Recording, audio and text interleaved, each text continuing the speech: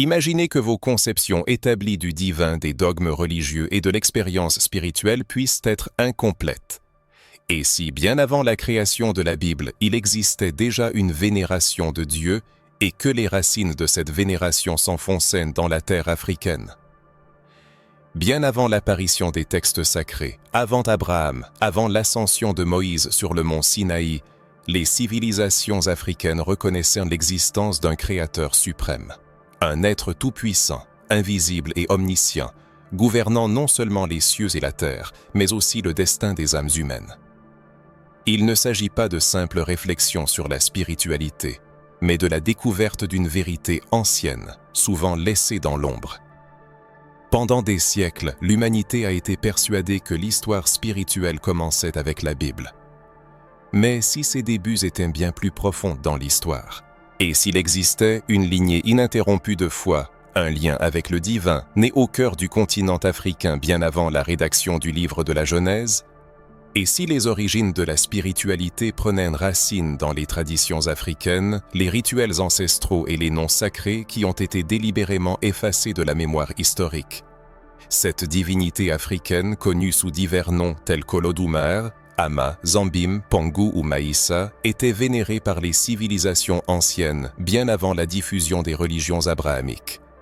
Étonnamment, ces attributs présentent une ressemblance frappante avec le Dieu biblique. Pourquoi est-ce important? Parce que l'histoire spirituelle de l'humanité est présentée de manière incomplète.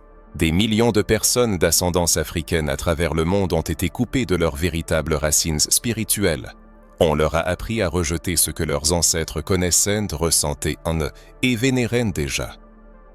Il ne s'agit pas de mythes, mais de systèmes spirituels anciens, reconnus par des universitaires, des archéologues, des théologiens et même des figures religieuses qui ont osé explorer les horizons des idées reçues. Ces découvertes peuvent ébranler les croyances établies et nous sortir de la zone de confort des vérités habituelles, mais elles peuvent aussi libérer. Elles peuvent nous reconnecter à quelque chose d'inscrit dans l'ADN spirituel de chaque être humain. En parlant des ancêtres, de l'Afrique, du divin, c'est de chacun de nous qu'il s'agit. La révélation à venir pourrait changer notre perception de la Bible, de Dieu et de la spiritualité. Cela ne contredit pas la foi chrétienne, musulmane ou juive, mais complète plutôt ce qui est préservé dans les Écritures sacrées, comblant les lacunes et revenant aux origines. Avant les mots « que la lumière soit », il existait déjà une vénération. La sagesse existait avant Adam. Avant toute religion écrite, le sacré vivait et prospérait sur la terre africaine. Pourquoi cette connaissance a-t-elle été cachée? Pourquoi le Dieu africain a-t-il été exclu de l'histoire officielle? Pourquoi les traditions spirituelles de tout un continent ont-elles été ridiculisées, diabolisées ou ignorées? Les réponses à ces questions seront données. Mais il faut d'abord ouvrir son esprit et son cœur, mettre de côté ce qui a été présenté comme l'unique vérité et entreprendre un voyage vers les origines de la foi humaine. Vous serez confronté à des informations qui pourraient remettre en question tout ce que vous avez jamais su sur Dieu, la Bible et vous-même. Il s'agira de repenser les notions d'intelligence artificielle et de connaissance de soi, car les discussions ultérieures aborderont des pages d'histoire passées sous silence. Une question légitime se pose. Pourquoi ces sujets n'ont-ils pas été soulevés auparavant? Pourquoi les chroniques historiques, les enseignements religieux, les sermons d'église et même les documentaires primés n'ont-ils pas mis l'accent sur le fait que les peuples africains, bien avant l'apparition de la Bible, vénéraient déjà une divinité, utilisant des noms, des symboles et des rituels qui ont été délibérément effacés des registres officiels? Ce n'est pas une omission accidentelle, mais une dissimulation d'informations méticuleusement planifiées. Le silence de l'histoire n'est pas un simple mutisme, mais une démarche stratégique ayant un objectif clair. Briser le lien spirituel du peuple africain avec ses ancêtres, le priver de son identité et de sa mémoire divine. Un peuple privé de ses racines, de sa spiritualité et de sa force intérieure devient une proie facile pour la manipulation. Pendant des siècles, l'Afrique a été présentée comme un continent plongé dans la douleur, l'esclavage et la souffrance. Cependant, Avant l'avènement de ces événements tragiques, l'Afrique était le berceau de civilisations développées, dotées de principes spirituels profonds, de conceptions cosmologiques complexes et d'un lien unique avec le divin, ne nécessitant pas l'édification de temples de pierre. Ils croyaient que Dieu était présent dans le souffle du vent, le murmure de l'eau, la germination des graines, le rythme des tambours, le silence des cavernes et la sagesse des anciens. Cette spiritualité vivante, organique et pulsante représentait une menace pour un système visant un contrôle total. C'est là que commence l'ère de la colonisation. Les Européens arrivés en Afrique ont apporté non seulement des armes et des chaînes, mais aussi leur propre vision du monde, une théologie étrangère et un Dieu européen, vêtu des habits de roi blanc, parlant latin et exigeant une obéissance aveugle. Ce nouveau récit spirituel a été imposé aux peuples africains comme une vérité incontestable, tandis que leurs croyances indigènes étaient en déclaré paganisme, sorcellerie et idolâtrie. C'est ainsi qu'a débuté un vaste projet d'effacement de la mémoire. Les traditions ont été livrées aux flammes, les artefacts sacrés détruits, les voix des anciens étouffées et la musique et les rituels interdits. En conséquence, des générations entières ont commencé à avoir honte de leurs racines, à cacher leurs noms ancestraux, à renier leur culture et, le plus tragiquement, à perdre confiance en le Dieu que leurs ancêtres vénéraient avec révérence et gratitude. La manipulation a touché non seulement la sphère physique, mais aussi la sphère spirituelle, privant le peuple de sa spiritualité ancestrale et le désarmant de l'intérieur. L'aspect le plus insidieux de cette histoire est que les colonisateurs se sont appropriés de nombreux éléments des traditions africaines, les réinterprétant et les adaptant à leur propre système de croyance. Involontairement, la question se pose. Pourquoi certains mots africains ont-ils été inclus dans les rituels chrétiens? Pourquoi le concept d'un Dieu créateur, présent en toutes choses, se reflète-t-il aussi bien dans les anciennes théologies africaines que dans les écritures sacrées modernes? Ce n'est pas une coïncidence, mais une appropriation méticuleusement planifiée du patrimoine culturel. Cela révèle une vérité inconfortable. La spiritualité africaine n'a pas été détruite, elle a été masquée.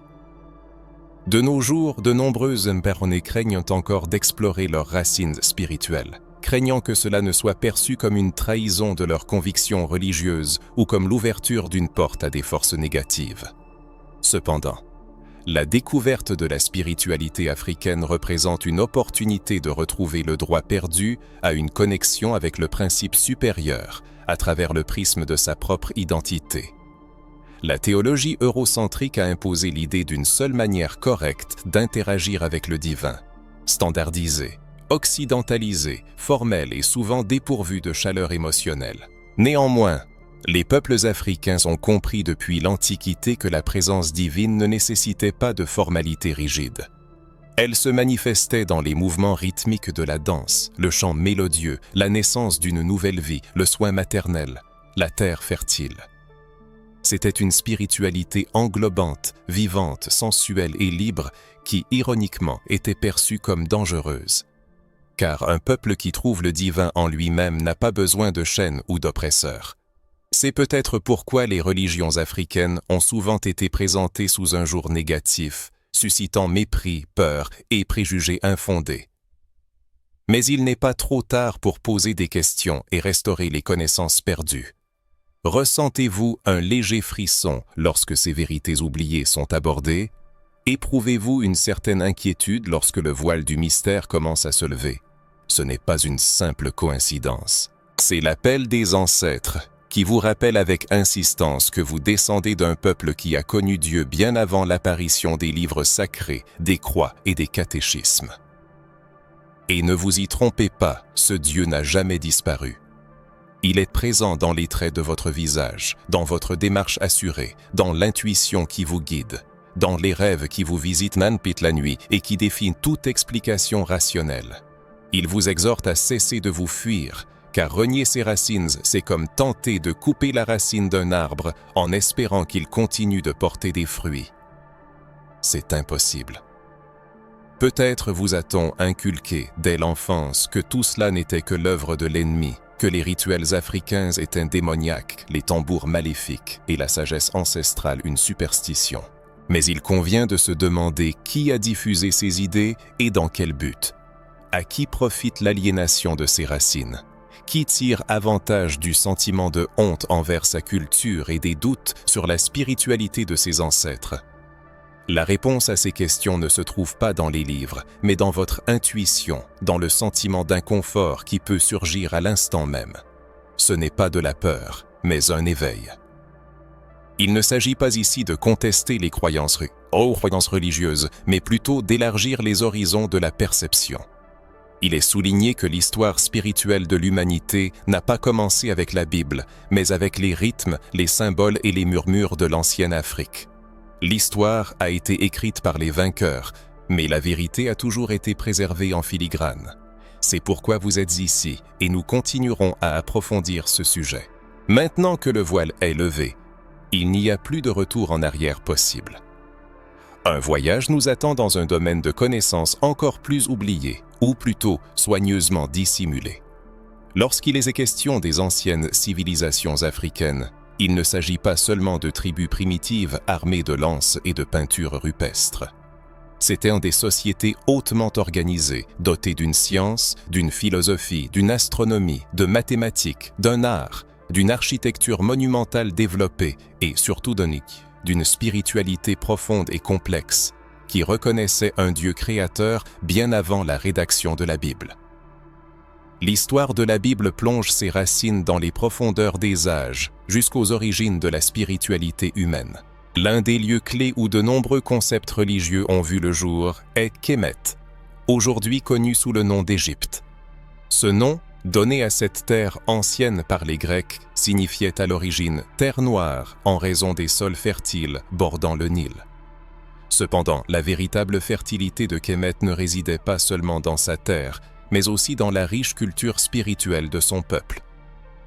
La structure religieuse de Kemet était si développée que de nombreux chercheurs reconnaissent que sans les témoignages préservés de cette civilisation, le monde occidental n'aurait peut-être pas eu de notion de l'âme, du jugement post-mortem ou de la résurrection. Des idées qui furent par la suite adoptées par la tradition judéo-chrétienne existaient à Kemet bien avant l'apparition de Moïse. Les anciens Égyptiens croyaient en une puissance supérieure nommée Amon-Ra, un dieu invisible créateur de toutes choses. C'était un dieu qui ne pouvait être représenté de manière concrète, un dieu qui était énergie, lumière, essence et simultanément silence. Le concept d'un dieu créateur unique était perceptible même au sein du panthéon de divinités symboliques, incarnant les forces de la nature et les divers aspects de la vie humaine.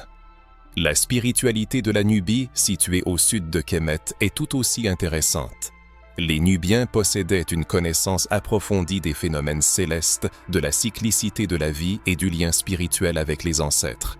Leurs croyances étaient inextricablement liées à la vie quotidienne. Dieu n'était pas un être lointain, trônant dans les cieux, mais se manifestait dans le fleuve, le ciel au coucher du soleil, le silence de la nuit et le bruissement des feuilles. L'humanité, quant à elle, était considérée comme une continuation de ce principe divin. En nous déplaçant dans le temps et l'espace, nous trouvons le peuple Yoruba, résidant sur le territoire de l'actuel Nigeria. Ici, la richesse spirituelle atteint de nouveaux sommets. Le Dieu suprême Yoruba, Olodumare, n'a pas besoin d'image, n'a pas de forme humaine et n'habite pas de temple physique. Olodumare est le créateur de la vie, du ciel, de la terre et de l'énergie vitale qui imprègne chaque être.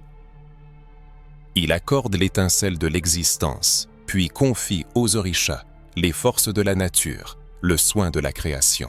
Il est important de noter que les orishas ne sont pas des dieux distincts, mais des manifestations d'Olodumare lui-même. Ce concept complexe de Dieu, à la fois unique et multiple, commence seulement aujourd'hui à trouver une explication dans la physique quantique. Enfin, le peuple Dogon, vivant au Mali, constitue un exemple étonnant d'alliance entre savoir spirituel ancien et science. Les Dogon possèdent des cartes stellaires qui n'ont été confirmées par la NASA qu'au XXe siècle. Comment un peuple, dépourvu de télescope, pouvait-il connaître l'existence d'une étoile invisible à l'œil nu? tournant autour de Sirius, l'étoile la plus brillante du ciel. Selon leur tradition, cette sagesse leur a été transmise par les Nomos, des êtres envoyés par Dieu pour instruire l'humanité. Il ne s'agit pas de contes primitifs, mais de mythologies structurées contenant de profondes vérités spirituelles. Dans toutes ces civilisations, un fil conducteur commun se dégage, la notion d'un Dieu créateur suprême, existant bien avant l'apparition de toute écriture sacrée. Un Dieu qui n'avait pas besoin d'être prouvé, car sa présence était ressentie. Un Dieu qui ne s'imposait pas par des dogmes, car il vivait dans chaque souffle. Dans chaque souffle se cache bien plus qu'il n'y paraît.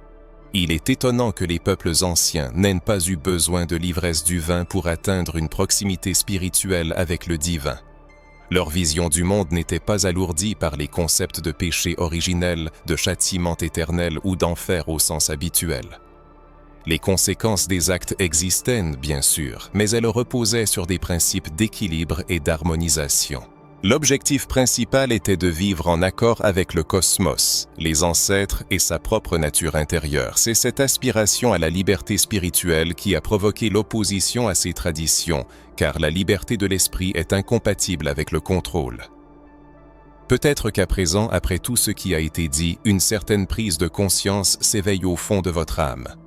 Quelque chose qui palpite dans votre poitrine comme l'écho d'une mémoire spirituelle de qui vous étiez avant qu'on ne vous apprenne à avoir peur. Peut-être la question se pose-t-elle.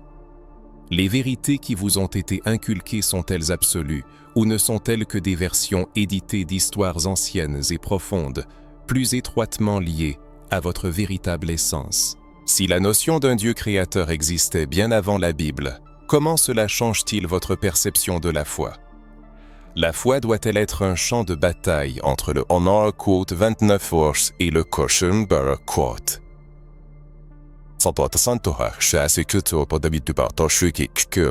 Ou peut-elle devenir un chemin de réunification avec ce qui a été transmis par le sang de génération en génération?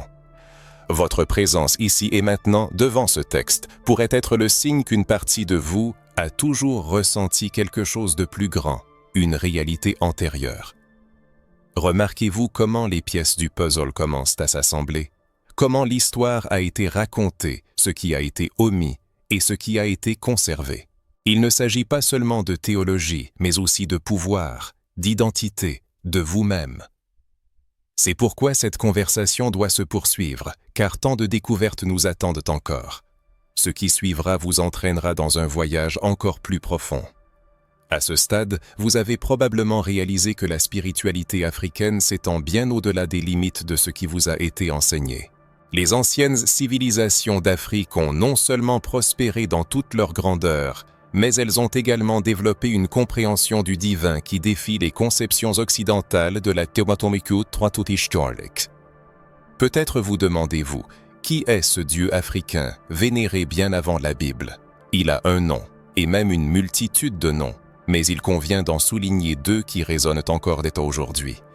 Le premier est Olodumare, le dieu suprême dans la cosmologie Yoruba. Le second est Amma, le créateur sacré des Dogon, un ancien peuple du Mali. La familiarisation avec eux vous mènera probablement à la prise de conscience que le Dieu que l'on vous a appris à chercher dans les livres était déjà présent dans des traditions tombées dans l'oubli. Olodumare n'est pas un dieu secondaire, ni un simple esprit ou une divinité tribale comme certains ont tenté de le présenter. Olodumare est le principe premier de toute existence. Il est le créateur du ciel, de la terre, des énergies, des dimensions visibles et invisibles. Il n'a pas de forme corporelle, pas d'image, il ne peut être représenté par des statues ou des figures. Il n'est ni homme ni femme. Il est la totalité. Il est ça, l'éternité. Ixtes, le souffle qui donne la vie et le silence qui accueille la mort. Olodumare, étant tout étant tous, omniprésent, omniscient, omnipotent. Ces attributs ne vous semblent-ils pas familiers? Ce sont en effet les mêmes caractéristiques attribuées aux dieux de la Bible. El Shaddai, Elohim, Yahvé. Mais pourquoi ne vous a-t-on pas dit que ces mêmes attributs étaient clairement décrits dans les traditions africaines bien avant la rédaction de la Torah? Pourquoi vous a-t-on convaincu que la foi n'était vraie que lorsqu'elle était consignée dans un livre approuvé par les empires? Pourquoi n'en parle-t-on pas dans les cours de théologie? L'étude des disciplines théologiques lève également le voile sur une peur profondément enracinée, la peur de l'éveil. La prise de conscience que l'essence du Dieu biblique se reflétait déjà dans la sagesse des ancêtres éveille des liens dormants avec l'histoire spirituelle, offrant ainsi une libération. Olodumare, dans les conceptions des peuples africains, n'agit pas de manière isolée. Il se manifeste à travers les forces de la nature, connues sous le nom d'orishas, qui ne sont pas de simples divinités indépendantes, mais des incarnations vivantes de la volonté et de l'énergie du Créateur lui-même. Chaque orisha représente un aspect spécifique de la création. L'eau, le feu, la forêt, le tonnerre, la fertilité, la sagesse, la justice. Ce concept fait écho à la tradition biblique, où les anges, archanges et chérubins remplissent des fonctions spécifiques, portent des noms précis et représentent l'ordre divin dans le monde. Cependant, dans la culture africaine, cette structure a été injustement rejetée comme païenne. Bien qu'elle porte en elle la même logique spirituelle de révélation progressive de Dieu. Dans les croyances du peuple Dogon, Amma occupe une place centrale, le Dieu du premier son, de la première vibration, du premier geste de l'univers. Amma n'a pas seulement créé le cosmos, il est le cosmos lui-même. Sa création se distingue non par le chaos, mais par un ordre strict, un respect des cycles, des fréquences et des proportions. Selon les croyances Dogon, tout a son rythme, son souffle, son retour. La vie naît d'Amma, se développe avec Amma et retourne à Amma. L'homme, quant à lui, est un co-créateur, car il porte en lui le souffle sacré reçu directement du Créateur. Quelle vision profonde, spirituelle et même familière. Un Dieu qui juge, observe, aime et enseigne était connu bien avant l'apparition des religions modernes. Seul le nom a changé, mais l'essence est restée la même. Olodumare et Amma n'exigent pas la souffrance en sacrifice pour manifester leur amour. Ils ne maudissent pas dans une colère aveugle et n'imposent pas la peur comme forme d'obéissance. Ils sont compatissants, équilibrés et croient au retour de ce qui a été semé. Ils observent l'intention, le cœur et la responsabilité de ceux qui vivent dans le monde comme une continuation du divin. Est-il possible que chacun de nous soit déjà lié à ce Dieu africain sans en être conscient? Ce que nous appelons foi, prière, intuition, rêve ou révélation, pourrait-il être en réalité une manifestation d'Olodumare ou d'Amma, nous guidant et nous appelant à la maison? Peut-être que les expériences spirituelles que nous avons vécues tout au long de notre vie et que la religion n'a parfois pas pu expliquer sont des échos de nos ancêtres pulsant dans notre sang. Il est bon de réfléchir au nombre de fois où nous avons ressenti une vague d'énergie en entendant des tambours ou vu en rêve des éléments de la nature, des eaux profondes, le tonnerre et des danses que l'on ne nous a jamais enseignées mais que notre corps semblait connaître. Ce n'est pas de la superstition, mais une mémoire spirituelle. C'est le Dieu africain qui chuchote. Je suis toujours là. Tu fais toujours partie de moi. Le problème, c'est que pendant longtemps, on nous a appris à fuir cet appel, le qualifiant de sorcellerie et de magie noire, nous inculquant la peur là où il aurait dû y avoir une réunification. Le lien entre le sacré et nos ancêtres a été rompu. Mais nous sommes ici maintenant, et le simple fait de recevoir cette information est une réponse à la question. Qui est ce Dieu africain? C'est le Dieu qui ne nous a jamais quittés, même quand le monde a tenté d'effacer notre nom. Renoncer à un nom personnel ne signifie pas oublier ses origines. Il ne s'agit pas de créer une nouvelle religion, mais de revenir au point primordial, à la prise de conscience que la foi n'est pas née dans les livres sacrés ou les murs des temples, mais dans le souffle même du vent, dans le courant des eaux, dans le sang des ancêtres, dans leur arbre généalogique. Les prochaines découvertes pénétreront les couches, pour nous, les couches les plus profondes de la conscience. Jusqu'à présent, des questions pouvaient en surgir. Où sont les preuves? Où sont les annales, les documents, les témoignages irréfutables qui confirment le puissant récit de l'ancienne spiritualité africaine? La réponse est simple. Ils existent et sont juste sous nos yeux.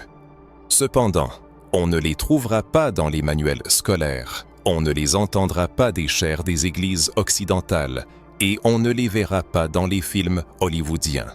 Ils sont cachés dans d'anciens textes archéologiques, dans des traditions orales millénaires, dans des cosmologies précieusement conservées, à travers les rituels, les danses, les mythes et les symboles, des éléments que le système a tenté d'effacer, mais qui ont résisté à l'assaut du temps, tels de véritables gardiens du savoir sacré. Et une fois que l'on ouvre les yeux et que l'on commence à voir, il est impossible de se détourner de ce qui a été révélé. Commençons par les preuves les plus évidentes, capables de convaincre même les sceptiques les plus endurcis. Les découvertes archéologiques, les fouilles dans la vallée du Nil, au Sahara et dans le golfe de Guinée ont révélé des inscriptions rupestres, des gravures, des objets rituels et des systèmes d'écriture qui précèdent de milliers d'années les textes bibliques. Il ne s'agit pas d'une fiction, mais d'une réalité tangible, des témoignages d'une époque où l'Afrique connaissait déjà et interagissait avec le Dieu créateur, avec des codes spirituels et des lois cosmiques d'équilibre, de justice et de renouveau. Mais les sources écrites ne représentent qu'une petite partie de l'héritage. Les traditions orales, transmises de bouche à oreille, de génération en génération, ont une signification bien plus grande. Dans les cultures africaines, le savoir n'était pas conservé sur des papyrus ou des parchemins, mais dans la parole vivante, dans les sons, les rythmes et la mémoire de chaque individu. Les anciens, les chefs spirituels, conservaient précieusement des histoires entières, des généalogies et des cosmologies, car la parole prononcée était considérée comme sacrée, vivante et féconde. C'est dans ce terreau fertile de la tradition orale que sont cachées les véritables perles de la sagesse spirituelle. De nombreuses légendes anciennes racontent la création du monde à partir du chaos, la création de l'humanité à partir de l'argile, le souffle divin qui donne la vie, la séparation du ciel et de la terre, l'existence d'un paradis originel et la chute. N'est-ce pas familier? Ces mêmes motifs sont présents dans le livre biblique de la Genèse. Cependant, peu de gens savent que les peuples africains racontaient ces histoires des milliers d'années avant l'écriture de la Bible. Cela commence-t-il à s'éclaircir maintenant? Il ne s'agit pas de dire que la Bible a copié la spiritualité africaine. Il ne s'agit pas d'imitation, mais d'origine, de source. Ce que les textes bibliques n'ont conservé que partiellement, les traditions bibliques africaines l'ont conservé dans leur plénitude. Car la spiritualité africaine n'a pas été écrite, elle a été vécue, elle a résonné dans le battement de cœur, dans le pouls de la terre, dans la musique qui apaise l'âme. Pour ceux qui recherchent l'enrichissement spirituel, il existe une opportunité de se tourner vers le riche héritage des ancêtres, capable d'éveiller l'âme. Pour ceux qui préfèrent une approche rationnelle et académique, il est impératif de mentionner le nom de Cheikh Anta Diop, un intellectuel africain éminent. Diop, physicien, historien, anthropologue et infatigable défenseur de la vérité sur la contribution africaine à l'aube des civilisations, a fourni des preuves documentaires, chronologiques et comparatives que les fondements culturels, scientifiques et religieux de l'Égypte ancienne étaient africains. Il a soutenu qu'ils ont directement influencé les mondes grec, romain et hébreu, soulignant que la civilisation occidentale doit à l'Afrique bien plus qu'il n'est communément admis. Diop a également démontré que les anciens Égyptiens possédaient une conception de Dieu unifiant science et spiritualité, raison et intuition, incarnée dans le concept de Ma'at, l'ordre cosmique, la justice et la vérité. Ces concepts se sont ensuite reflétés dans des expressions telles que Côte en 27, H Côte 128, en été, et la Koranak Côte en 29, La Torah, texte central du judaïsme et fondement de l'Ancien Testament chrétien, contient des structures de pensée enracinées dans les cosmologies africaines. La notion d'alliance entre Dieu et un peuple, les lois régissant la vie sociale, les rituels de purification et les fêtes cycliques liées au temps sacré. Tout cela existait bien avant l'apparition de ces textes, résonnant dans les rythmes des tambours africains.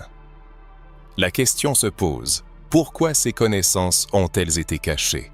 Reconnaître cette vérité exige une révision des paradigmes établis. Cela implique d'admettre que la foi chrétienne n'est pas née en Europe, que le concept de Dieu n'est pas né à Jérusalem, et que le peuple africain a été le porteur direct de l'étincelle divine depuis les temps les plus reculés. Ce savoir restaure la dignité spirituelle d'un peuple soumis à l'esclavage, à la colonisation et au silence, ravivant un sentiment d'identité chez ceux qui croyaient que Dieu parlait une langue étrangère, qu'il avait une autre couleur de peau, et que le sacré ne pouvait pas avoir leur propre visage. Maintenant que cette vérité est révélée, il est important de comprendre que sa valeur ne dépend pas de la reconnaissance du monde universitaire. Elle porte le poids de la mémoire ancestrale, l'approbation de l'esprit et le sceau de la vérité qui perdure, malgré les tentatives de la faire taire. À ce moment, un sentiment peut surgir, impossible à expliquer logiquement. Une vibration, une oppression dans la poitrine ou des larmes coulant du plus profond de l'âme. C'est le corps spirituel qui reconnaît la vérité et l'âme qui se souvient de ce qu'elle a toujours su. Il ne faut qu'un éveil. Et maintenant que les souvenirs commencent à revenir, la question principale se pose. Comment gérer cette vérité? Que se passera-t-il ensuite? Maintenant qu'il est établi que le Dieu africain était réel, vénéré et existait bien avant la Bible, il est nécessaire de répondre à la question. Pourquoi a-t-il été oublié, caché et effacé de l'histoire? Car un phénomène aussi significatif, si évident dans les civilisations anciennes, ne disparaît pas par hasard. Pour être oublié, il doit être délibérément éradiqué. Et c'est précisément ce qui s'est passé. Une tragédie s'est produite, l'éradication systématique de la spiritualité africaine, non pas par ignorance, mais dans le cadre d'une stratégie méticuleusement élaborée. Ce plan sinistre a atteint son apogée à l'époque de la colonisation européenne, lorsque l'esclavage s'est entrelacé avec l'expansion du christianisme occidental, formant un triumvirat de l'épée, de la croix et du prophète. Dans cette sombre alliance, la spiritualité africaine a été déclarée ennemi numéro 1. Pour asservir un peuple entier pendant des siècles, il ne fallait pas seulement des chaînes physiques. Les liens corporels peuvent être brisés, mais les chaînes qui entravent. L'esprit se transmet de génération en génération. Pour soumettre un peuple aux racines spirituelles profondes, il était nécessaire de détruire son identité de fond en comble. Le moyen le plus efficace d'y parvenir fut la diabolisation de tout ce qui soutenait leur force spirituelle, c'est-à-dire leur connexion directe avec le divin. La diabolisation des religions et pratiques spirituelles africaines s'est avérée l'un des outils les plus cruels et efficaces de la colonisation. Les rituels de guérison, les chants sacrés, les symboles, les éléments de la nature utilisés pour se connecter au divin, tout cela fut déclaré sorcellerie, magie noire, idolâtrie et œuvre du diable. Les prêtres et prêtresses, les guides spirituels des communautés, furent déclarés hérétiques, persécutés, leur voix étouffée et leur vie ôtée. À la place de leur dieu ancestral, un dieu européen blanc étranger fut imposé, distant et punisseur, dont les dogmes étaient revêtus de formes impénétrables et prononcés dans une langue inaccessible à la compréhension des esclaves. Cette substitution n'était pas seulement religieuse, mais aussi politique et symbolique. En remplaçant l'image du dieu africain par une divinité coloniale, les esclavagistes déclaraient implicitement « Votre dieu a été vaincu, notre dieu a triomphé, par conséquent, vous aussi êtes vaincus. » Il ne s'agissait pas seulement de foi, mais aussi de pouvoir, de contrôle sur le récit, sur les corps, les âmes et l'avenir. L'ampleur de cet impact est difficile à surestimer. En déclarant le sacré démoniaque, les colonisateurs ont tout inversé. La forêt, qui était un temple, est devenue une jungle dangereuse. Le tambour, qui appelait auparavant à la prière, a été perçu comme un bruit ordinaire. La danse, qui elle était une prière en mouvement, a été stigmatisée comme une obscénité. Les oricheux, qui incarnaient divers aspects du Créateur, ont été déclarés démons. Le dieu africain, source de vie, a été oublié et caché. L'aspect le plus cruel de cette tragédie fut que l'Église chrétienne occidentale, utilisée comme instrument de colonisation, devint une complice active de ce processus. Il ne s'agit pas de l'Église au sens spirituel, mais de la structure institutionnelle, historique et politique. La croix se transforma en instrument d'oppression, la Bible en document de propriété et la chair en plateforme de propagande pour une obéissance aveugle. La foi, censée libérer, fut utilisée pour asservir. Les mots « vous connaîtrez la vérité » et « la vérité vous affranchira » résonnèrent comme une moquerie, car la vérité ancestrale des Africains était ensevelie sous des couches de honte, de culpabilité et de condamnation. Des générations entières ont été coupées de leur héritage divin. Beaucoup étaient convaincus que pour aimer Dieu, il fallait renoncer à sa culture, que le salut exigeait le renoncement à tout ce qui rappelait l'Afrique, y compris le Dieu que leurs ancêtres adoraient.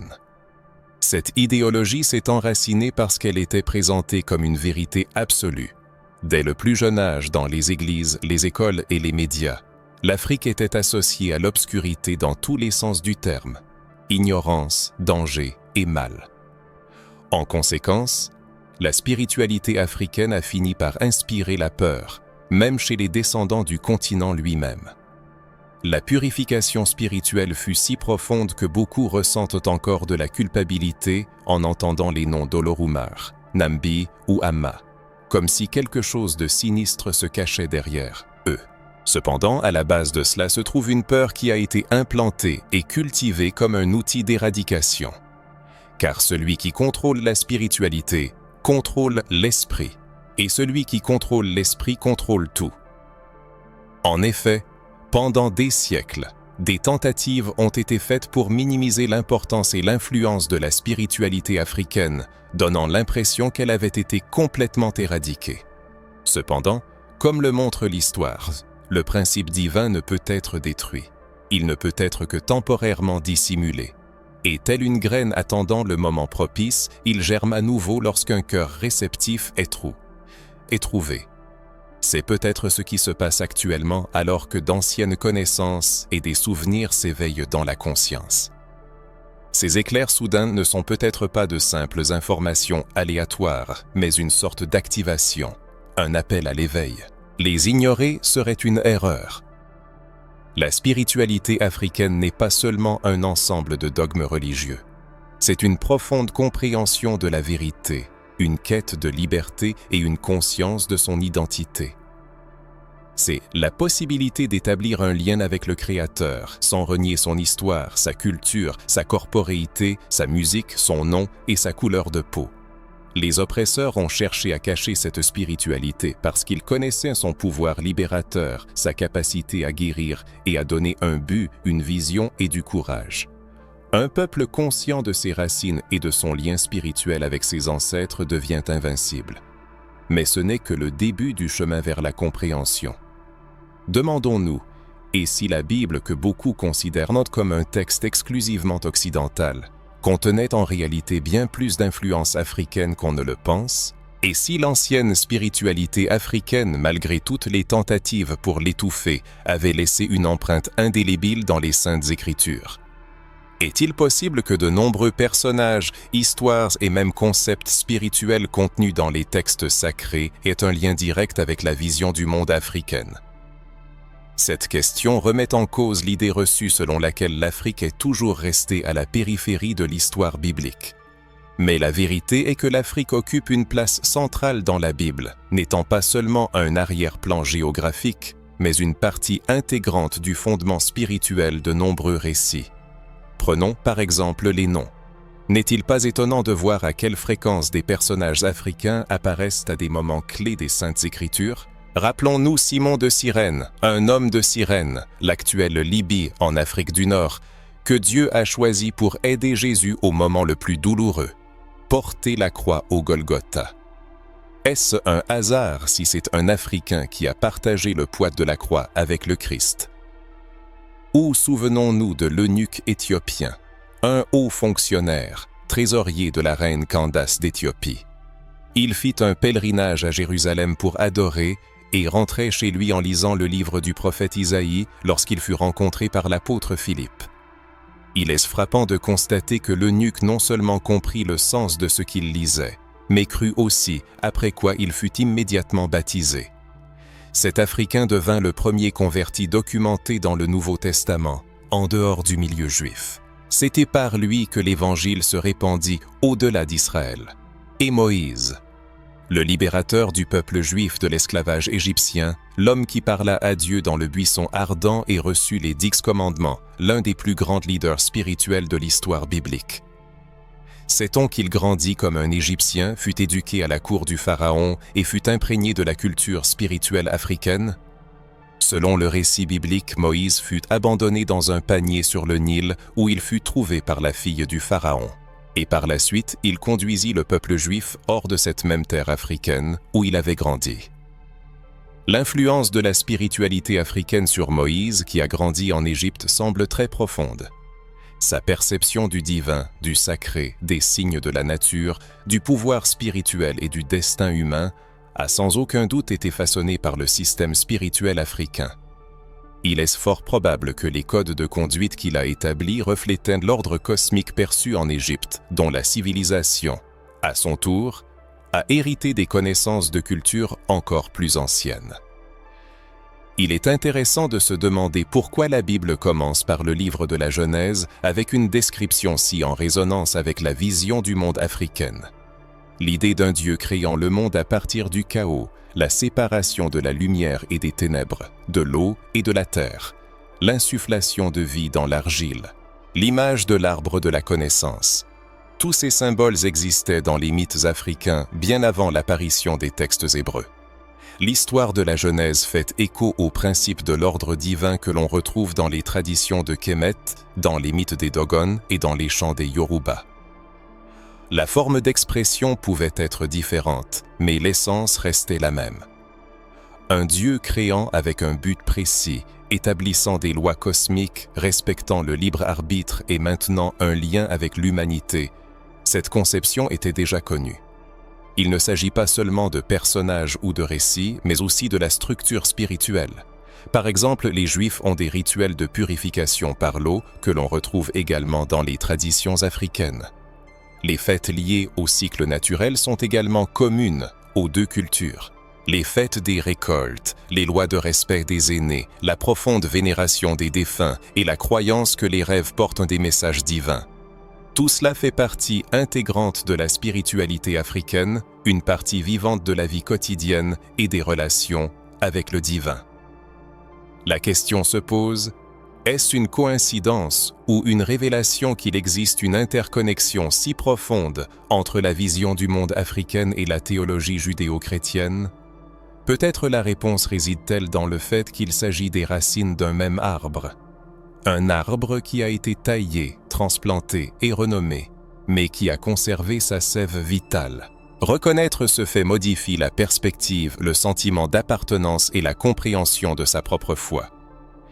Si les Africains sont présents dans la Bible, si leurs pratiques spirituelles résonnent avec celles d'Israël, si même des figures comme Moïse portent l'empreinte de la culture africaine, alors peut-être la foi n'a-t-elle pas besoin de nier ses racines, mais de les intégrer, de les honorer et de se développer à partir d'elles. C'est cette expansion qui inquiète beaucoup, car une foi qui reconnaît ses racines africaines se libère de l'esclavage. C'est une foi qui marche la tête haute, danse avec l'esprit, prie consciemment et rejette la théologie de la peur. Elle accepte le mystère, respecte l'invisible et reconnaît que Dieu n'a pas de couleur, mais qu'il peut parler toutes les langues, y compris celle du tambour. C'est peut-être pourquoi des tentatives ont été faites pour rompre ces liens. Reconnaître la spiritualité africaine signifie libérer un peuple entier. Et peut-être, c'est pourquoi vous êtes ici, parce que vous ne voyez plus l'intérêt de séparer ce que le Créateur n'a jamais séparé. Si l'éveil a un sens authentique, alors des déclarations telles que Kot, en est en 32, ou, de manière plus éloquente,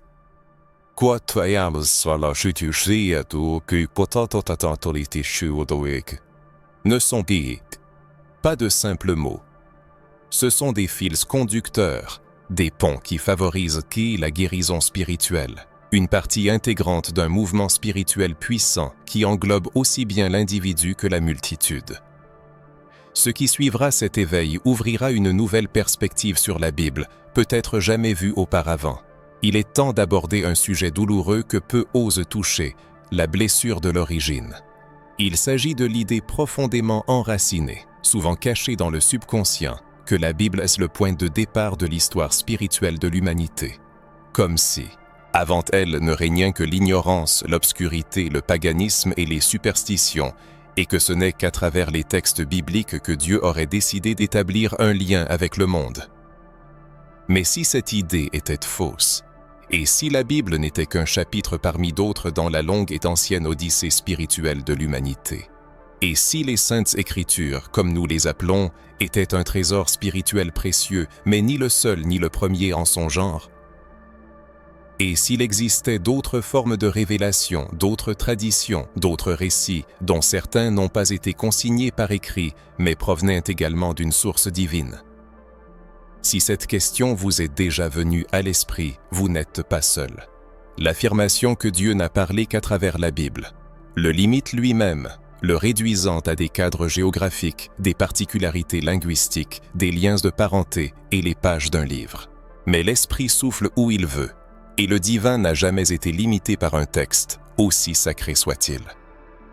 Il convient de regarder plus profondément.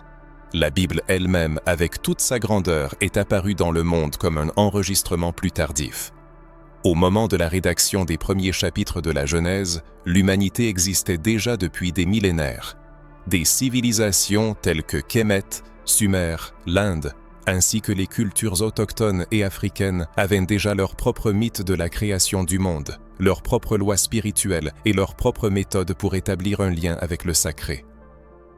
Bien avant Abraham, rois, prêtres et sages communiquaient avec le monde invisible, interprétaient les rêves, déchiffraient les signes de la nature, conversaient avec les ancêtres et accomplissaient des rituels de guérison et de vénération. Comment nier ces faits ? La Bible sans aucun doute possède une immense puissance, servant de phare pour des millions de personnes. Cependant, elle n'est pas apparue de manière isolée. Elle est le produit d'un contexte historique, géographique et spirituel plus large. Ayant absorbé la sagesse qui pulsait déjà dans le monde, la sagesse orale des ancêtres, transmise de génération en génération bien avant l'apparition du papier, de l'encre et de l'alphabet. C'est pourquoi, en étudiant les cosmologies africaines, les mythes des peuples autochtones ou les récits spirituels de l'Asie ancienne, on découvre souvent des parallèles avec les récits bibliques, non pas comme des copies, mais comme des échos du même esprit. La révélation divine n'a pas commencé avec l'imprimerie, mais dans le silence, dans le mystère au plus profond du cœur humain. L'inspiration qui a guidé les prophètes, les rois et les apôtres n'était pas liée par des lettres, mais coulait librement. Tel le vin qui ne connaît pas de frontières. Le vent ne connaît pas de frontières. Essayons ensemble de comprendre une question. Comment expliquer que des cultures si différentes, éloignées géographiquement et n'ayant pas eu de contact direct, partageaient des conceptions étonnamment similaires sur la création du monde, la justice, l'harmonie, le principe divin, le jugement spirituel, l'au-delà et les forces invisibles qui régissent le monde? Pourquoi, dans diverses régions de notre planète, trouve-t-on des mentions d'un Dieu suprême, créateur de tout ce qui existe parallèlement à la croyance en des entités spirituelles secondaires, telles que les anges, les orishas et les esprits gardiens? Est-ce une simple coïncidence, ou le divin s'est-il toujours manifesté de différentes manières pour différents peuples, s'adaptant à leur langue et à leur niveau de compréhension? C'est cette pensée qui nous offre une véritable liberté, nous permettant de vénérer la Bible comme un texte sacré sans rejeter la valeur d'autres traditions spirituelles. Nous pouvons apprécier les Écritures bibliques tout en respectant la sagesse qui les a précédées, qui a préparé le terrain pour leur apparition, tracé le chemin et enseigné à l'humanité à écouter le monde invisible bien avant que les premiers commandements ne soient gravés dans la pierre. Il y a une idée puissante derrière cela. Dans de nombreuses cultures anciennes, la révélation du divin ne se limitait pas à la lettre stricte de l'écriture, mais représentait un processus vivant et dynamique. Cela pouvait être un chant, un rêve, un parfum, un geste, une prophétie, une danse. La connaissance n'était pas simplement lue, elle était vécue, ressentie, incarnée. Le sacré imprégnait la vie quotidienne, au lieu d'être confinée aux murs d'un temple. La nature servait de grands livres de révélation. Le vent, l'eau, le feu, la terre, le kikr, les cycles lunaires, les signes corporels, tout parlait, tout révélait, tout enseignait. Cette manifestation du divin est-elle moins significative? Une femme sage qui voit ses ancêtres en rêve et guide sa communauté sur la base de ses visions, n'est-elle pas une prophétesse à sa manière? Un jeune homme qui danse au rythme des tambours et entre en transe pour guérir un malade, n'entend-il pas la voix de Dieu? Les rites d'initiation, les chants de gratitude pour la récolte, les bains aux herbes, les moments de silence au sein de la nature, tout cela n'est-il pas une forme d'écriture sacrée? L'inspiration divine ne se limite pas au cadre des textes canonisés, car l'esprit est libre et illimité. Il a parlé et continue de parler à travers des peuples dont beaucoup ont tenté de faire taire les voix. Il s'est manifesté dans les déserts et les forêts, dans les temples et les huttes, sur des rouleaux et des feuilles de bananier, sur des papyrus et des tambours. Le problème surgit lorsque la vérité devient la doctrine officielle d'un empire, et que tout ce qui en est extérieur est déclaré hérésie. Mais n'avez-vous pas remarqué que Jésus lui-même n'a jamais écrit de livre? Il parlait, touchait, marchait parmi les gens, communiquait avec eux en face à face. Son enseignement a été transmis oralement pendant des décennies avant d'être consigné par écrit. Et même après cela, les écrits ont été soumis à une sélection, une édition, des traductions, dont certaines étaient dictées par des motivations plus politiques que spirituelles. Si vous avez des doutes, rappelez-vous combien de textes ont été exclus du canon officiel de la Bible. Les livres d'Enoch, de Tobie, de Judith, de Thomas. Tous ont été considérés comme apocryphes parce qu'ils ne correspondaient pas aux vues théologiques dominantes. Qu'est-ce que cela signifie? Que l'accès à la révélation était contrôlé, que la spiritualité a toujours été façonnée dans une lutte de pouvoir. Mais l'esprit ne peut être contenu. Et c'est pourquoi vous êtes ici maintenant. Parce qu'on vous brûle encore une étincelle. Est-il d'intuition qui dit « Quoi, Gigot » 134. Une voix qui murmure « Geik. Das konversation tonsivikit.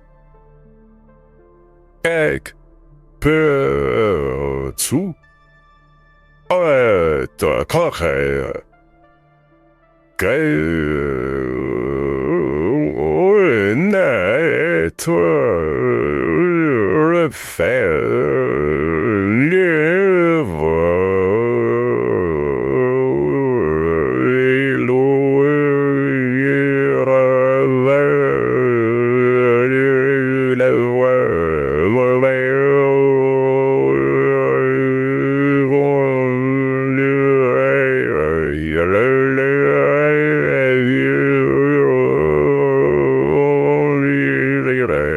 Cela vous reconnectera à cette connaissance que vos ancêtres possédaient initialement, sans avoir besoin de traduction ni d'interprétation. Dans les moments d'éveil spirituel, comme un écho de connaissances anciennes, des phrases dotées d'une force particulière surgissent dans la conscience. Des expressions telles que tout en 36 ou 137 tonnes deviennent non seulement des mots, mais des graines qui activent la mémoire spirituelle et aident les autres à réveiller leurs propres souvenirs. Ces révélations entraînent inévitablement de nouvelles questions, ouvrant des portails inexplorés vers les profondeurs de la connaissance de soi. Le moment vient où il est nécessaire de tourner son regard vers l'intérieur et de réfléchir à son propre chemin spirituel. Il ne suffit pas de constater les faits sur les connaissances perdues ou les vérités cachées. Il est important de faire un pas vers soi, de regarder dans le miroir de l'âme où se reflète ce qui a toujours été connu à un niveau profond, mais enfoui sous une couche de peur et de doute. C'est la peur qui devient le principal obstacle sur le chemin de la vérité. Dès l'enfance, on apprend à ne pas poser de questions, à accepter aveuglément les dogmes et à craindre tout ce qui sort du cadre de la tradition religieuse occidentale. La peur de sa propre intuition, de la voix des ancêtres, de l'histoire, de la force et de la vérité devient un instrument de manipulation déguisé en salut. Cependant, la peur n'a jamais été l'allié du divin, elle paralyse la volonté, aliène autrui et opprime l'esprit. La peur est un outil utilisé pour empêcher l'être humain de prendre conscience de sa véritable essence. Mais le moment vient où le voile tombe et la conscience s'éveille. L'individu commence à se souvenir, à ressentir un élan intérieur vers la liberté. Ce n'est pas un simple intérêt pour l'information, c'est un appel qui incite à l'action. Se libérer de la peur est comme briser des chaînes invisibles qui entravent l'esprit et l'âme. Ces chaînes, tissées de dogmes et de préjugés, dictent ce que l'on peut croire, ce que l'on peut ressentir et comment on peut vivre. Elles sont imposées de l'extérieur pour que l'individu ne puisse jamais se trouver, afin qu'il ait toujours besoin d'un intermédiaire, qu'il s'agisse d'une structure religieuse ou d'une doctrine le maintenant en obéissance. Mais la situation change désormais. L'individu se tient à un carrefour spirituel qui n'est pas une impasse, mais un portail vers une nouvelle réalité. À ce moment, il cesse de répéter les mots d'autrui et commence à poser ses propres questions.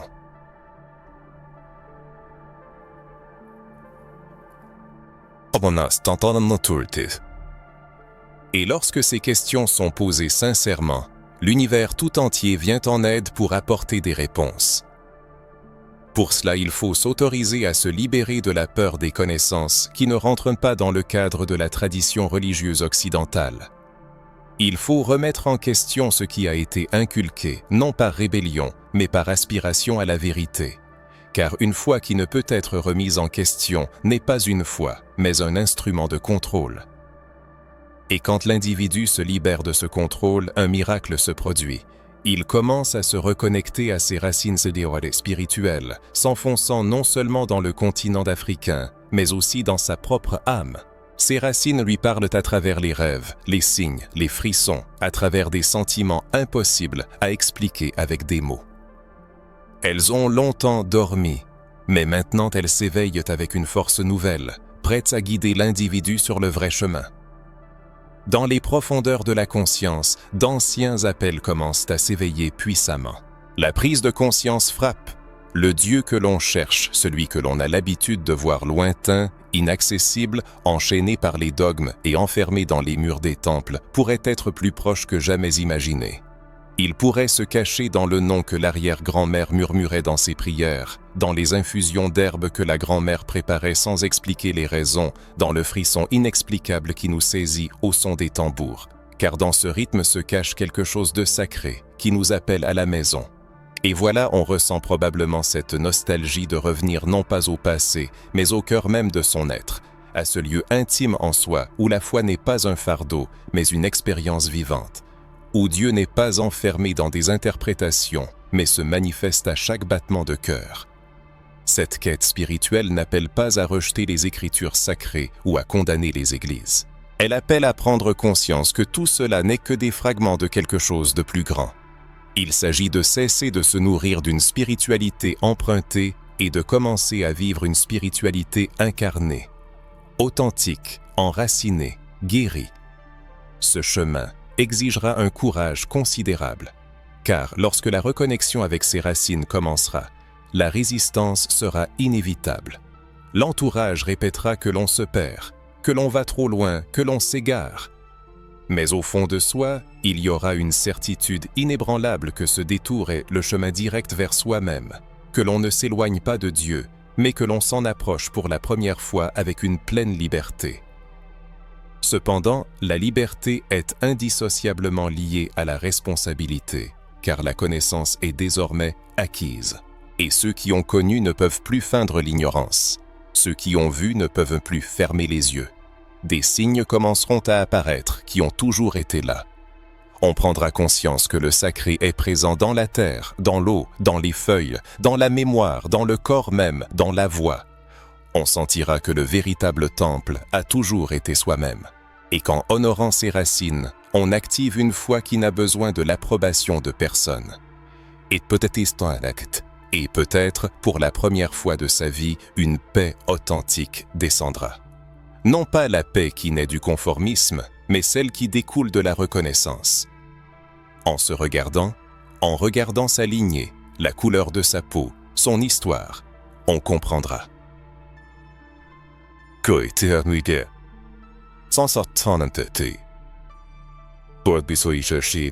Si cela résonne, si l'on sent que ce message éveille quelque chose de profond, alors des phrases comme « Je retourne à mes racines spirituelles » ou, plus fortement encore, « Mon chemin est sacré, même au-delà de la religion » acquièrent une force particulière. Ce sont des déclarations de l'âme, des pas assurés sur le chemin du retour vers le foyer spirituel qui vous a toujours appartenu. Car ce qui suivra permettra de voir le divin sous un jour entièrement nouveau. Et ainsi, lorsque la vision s'éclaircit, les sens s'aiguisent, la compréhension s'approfondit et la mémoire revient, la question inévitable se pose. Que faire de tout cela ? Comment transformer cet éveil en une pratique réelle ? Comment incarner cette force appelante qui résonne dans l'âme, dans la vie quotidienne ? Et, peut-être le plus important, comment récupérer son héritage spirituel sans rejeter la foi qui a été construite jusqu'à ce moment ? Comment intégrer tout cela sans se perdre ? Comment trouver un équilibre entre la révélation et le respect ? Comment atteindre une intégrité d'esprit qui combine la force de la foi et un profond respect pour ses racines? La réponse réside sur le chemin de la réconciliation, un chemin qui malheureusement reste fermé à beaucoup. C'est le chemin de la reconnexion avec sa propre histoire, sa symbolique, son langage spirituel, sa foi, ses ancêtres, la couleur de sa peau et son origine. Pendant longtemps, on a enseigné aux gens de choisir, créant une division artificielle. On proposait de choisir entre suivre Dieu et honorer sa culture, entre la spiritualité et l'héritage africain, entre le christianisme et le respect des ancêtres. Mais c'était un mensonge, délibérément créé pour affaiblir l'esprit. La vérité est qu'il est possible et nécessaire de vivre une spiritualité enracinée. C'est une foi qui reconnaît Jésus, mais qui honore aussi les ancêtres. C'est une prière avec la Bible en main, accompagnée du respect pour l'odeur de la terre humide, la flamme d'une bougie, la force du silence et le nom de la grand-mère qui a béni d'un toucher de main. La foi n'est pas une négation, mais une expansion des horizons. Comprendre cela mène à la prise de conscience que les pratiques spirituelles africaines ne contredisent pas l'essence du véritable christianisme. Au contraire, elles dialoguent, s'entrelacent et communiquent comme les eaux d'une même rivière, séparées par des barrières humaines, mais ayant toujours su leur appartenance à une source unique. Considérons l'application pratique de ces principes en les transposant du domaine de la théorie à la vie réelle. Comment commencer à se reconnecter à son héritage spirituel ? On peut commencer dès maintenant. La première pratique est le silence. Non pas simplement l'absence de son, mais une écoute consciente. La capacité de rester dans le silence, de respirer consciemment et d'écouter la voix de son âme. Cette pratique est aussi sacrée que n'importe quelle prière et a de profondes racines africaines. La deuxième pratique est la prière prononcée du cœur. Non pas une répétition vide de phrases apprises, mais une conversation sincère avec le divin en utilisant des mots qui viennent du fond de l'âme. Dieu entend la voix de chacun telle qu'elle est, comprend l'accent, l'argot et les émotions. Il n'est pas nécessaire de prétendre être quelqu'un d'autre pour être entendu. La troisième pratique est l'honneur des ancêtres. Ce n'est ni de l'idolâtrie ni du spiritisme au sens péjoratif qu'on a enseigné. C'est de la reconnaissance. En allumant une bougie et en prononçant des mots de gratitude à sa grand-mère pour sa résilience ou à son arrière-grand-père pour ses prières quand personne ne croyait, on n'appelle pas les morts. Mais on remercie les vivants qui nous accompagnent en esprit. Honorer les ancêtres, c'est se souvenir que nous ne sommes pas des accidents, que nous faisons partie d'une lignée ayant une longue histoire, et que nous portons un héritage spirituel qui peut être activé avec respect et amour. La quatrième pratique est la connexion avec les éléments, l'eau, la terre, le feu et l'air. Ce n'est pas simplement la nature, mais des symboles spirituels vivants. L'eau purifie, lave et renouvelle. Le feu transforme, éclaire et brûle ce qui doit rester dans le passé. La terre soutient, nourrit et équilibre. L'air donne la direction, inspire et porte la parole. Tout cela est sacré et la reconnexion avec ces éléments peut être réalisée par des moyens simples. Un bain aux herbes, marcher pieds nus sur la terre, une bougie allumée avec intention ou de l'encens brûlé pendant la prière. L'unité de la foi et des racines spirituelles pendant l'invocation de prière. La foi chrétienne peut et doit s'harmoniser avec la vénération des ancêtres si elle sert de pilier dans la vie de la personne. Jésus-Christ n'est pas venu pour détruire le passé, mais pour accomplir les anciennes prophéties. Peut-être de nombreuses bénédictions restent inaccessibles tant que la personne ne se reconnecte pas à ses sources spirituelles. Il ne faut pas choisir entre la Bible et les ancêtres. Il est important de lire les textes sacrés en se souvenant de son origine. Il faut prendre conscience que celui qui élevait des prières sur les collines honorait aussi la terre. Celui qui guérissait par la parole utilisait l'argile, la salive et le toucher. Celui qui s'adressait à Dieu comme Père honorait aussi la Mère Terre. Celui qui ressuscitait les morts communiquait avec ceux qui étaient passés dans l'au-delà. La foi de Jésus était holistique, organique et vivante, à l'image de la spiritualité africaine. Le problème ne réside pas dans un manque de foi, mais dans l'absence de permission d'être une personne entière, sans être déchiré entre l'appartenance à Dieu et à soi-même, entre le chemin spirituel et la vénération de ceux qui ont donné la vie. Il n'est plus nécessaire de vivre de manière fragmentée. La foi, l'identité et la culture peuvent et doivent coexister en harmonie. Ce processus de réconciliation peut être douloureux et exiger l'abandon de croyances obsolètes. La personne peut faire face à la condamnation et à l'incompréhension, mais elle finira par trouver la liberté. Les prières deviendront conscientes, la danse se remplira de présence, et la communication avec le divin sera comme une conversation avec un vieil ami qui a toujours été là et attendait le retour. Dans ce processus, la guérison touchera non seulement la personne elle-même, mais aussi ses descendants. La maison se transformera en hôtel, les activités quotidiennes en rituels, et la vie en une réponse à l'appel. La spiritualité, dépassant toutes les définitions, acquérera un sens profond pour l'âme.